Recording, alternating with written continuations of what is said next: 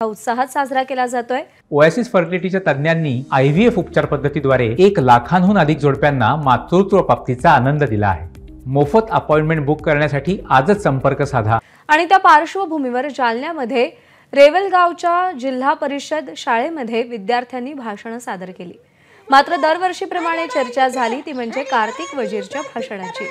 मोठाल्या पोरांना सरकारनं पगार सुरू केलाय, आम्ही लहान पोरांनी सरकारचं काय बिघडवलंय, आम्हाला सुद्धा खर्चा पाण्याला पैसे लागतात असं म्हणत कार्तिक वजीरनं सरकारकडे सरसकट मुलांना पगार सुरू करण्याची मागणी केली आहे। त्यानं आपल्या भाषणातून सरकारकडे कशी मागणी केली आहे पाहूया।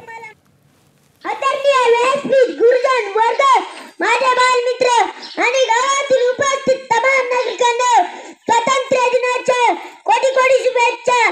15 ऑगस्ट 1947 रोजी आपला भारत देश स्वतंत्र झाला।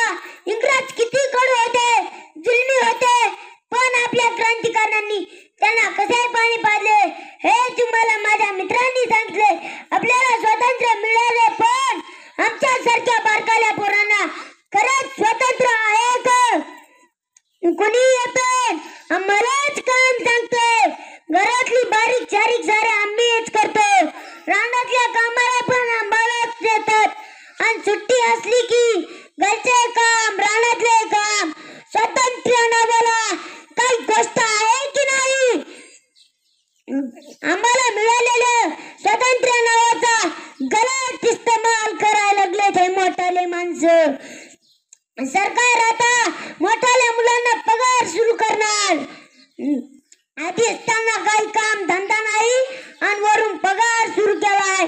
दिवसभर मोबाईल चिवडत बसतील, पुढे काही पाणी काय बसतील, मोबाईलवर गेम खेळून त्यांचे डोके हँग झाले। आता तर त्यांना वरून पगार सुरू केलाय, ते आता तर ते रानात पण काम करणार नाही। मग आम्ही बारकाल्या पोरांनी सरकारचं काय गोळा मारलं? आम्हाला पगार सुरू करा, आम्हाला खर्चा पाण्याला पैसे लागतात, आम्हाला खर्चा पाण्याला पैसे लागतात।